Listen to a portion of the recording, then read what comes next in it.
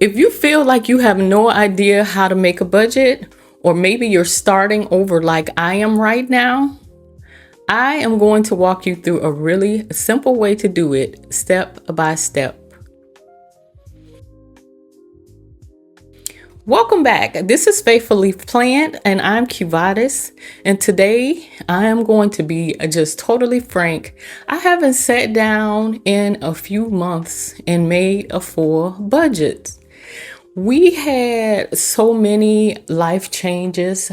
We had our expenses change and our routines change. We just went into survival mode, just doing the budget from memory in the way that we had written it out months prior.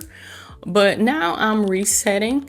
And if you feel like you're starting from scratch too, this is the exact video showing you where to begin.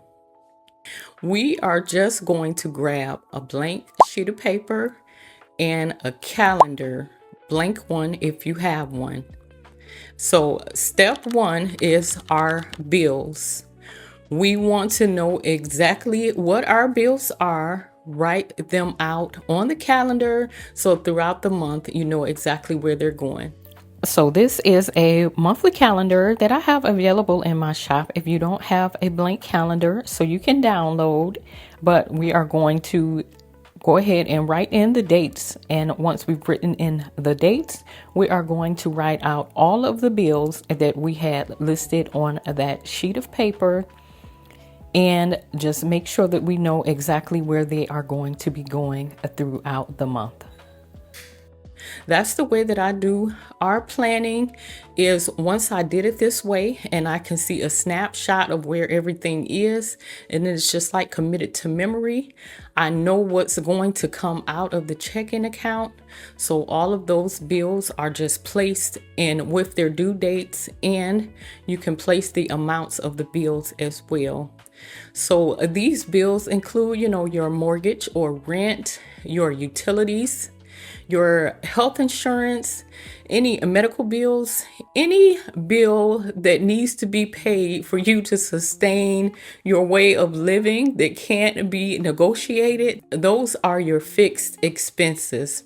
And putting those things down on the calendar is what will help you to have some sense of relax and knowing exactly where those things need to go.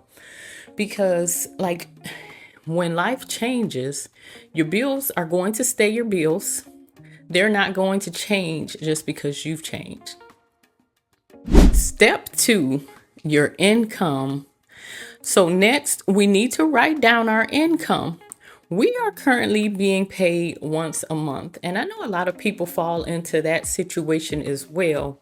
So you have to make that stretch throughout the entire month, and your budget has to match your real life, and it's not just some perfect on paper situation.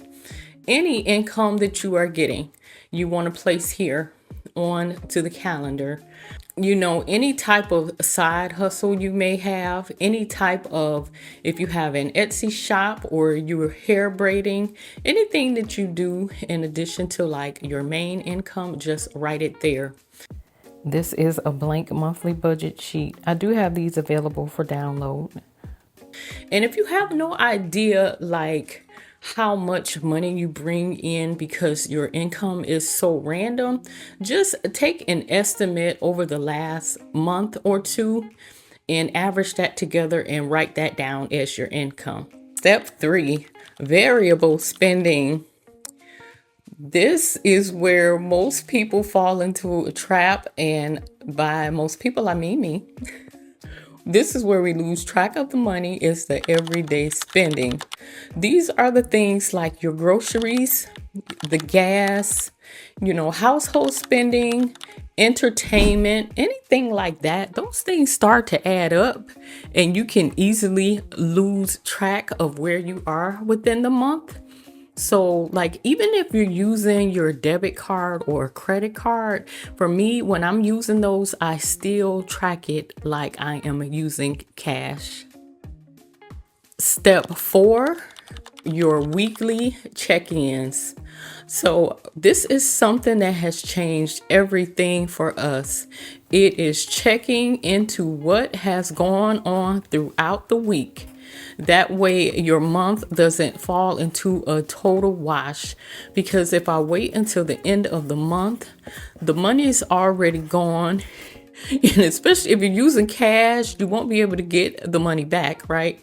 So every week I look at what I've spent, I write it down and I categorize it, and I just make sure that I am doing my expense tracking weekly. You know, once you reach the end of the month and you've messed up like in week 2, you know, you're in trouble, because now you have to wait until the end of the month, until the following month, to get paid again. So going through, just watching how much you've spent in a category. You know, if you say you gave yourself $1,000 for groceries for the month, you know you want to stay around 250 per week, you know. But if you had to go out and spend a lot more for food that first week, then you know you would adjust it. Step 5, give every dollar a job. So finally, we're at the place where we're going to make sure that every dollar that's coming into our account has a place. We know that we have our bills covered, our variable spending covered, and we're setting money aside where we can, like for our savings or sinking funds or whatever you would like to set that aside. This is where you would give those dollars a job. You know, it doesn't have to be a perfect situation or be the perfect budget to you, but just knowing where you're going for the month or where you intend for it to go throughout the month will make things go a lot smoother throughout the month. And this is a simple way to get started. And I also use a system that helps me to get started and organized, where I use some digital and cash stuffing. And I will show more of it in my next video. And if this helped you, make sure you subscribe, because I'm going to keep walking through this step by step, especially if you feel like you're starting over.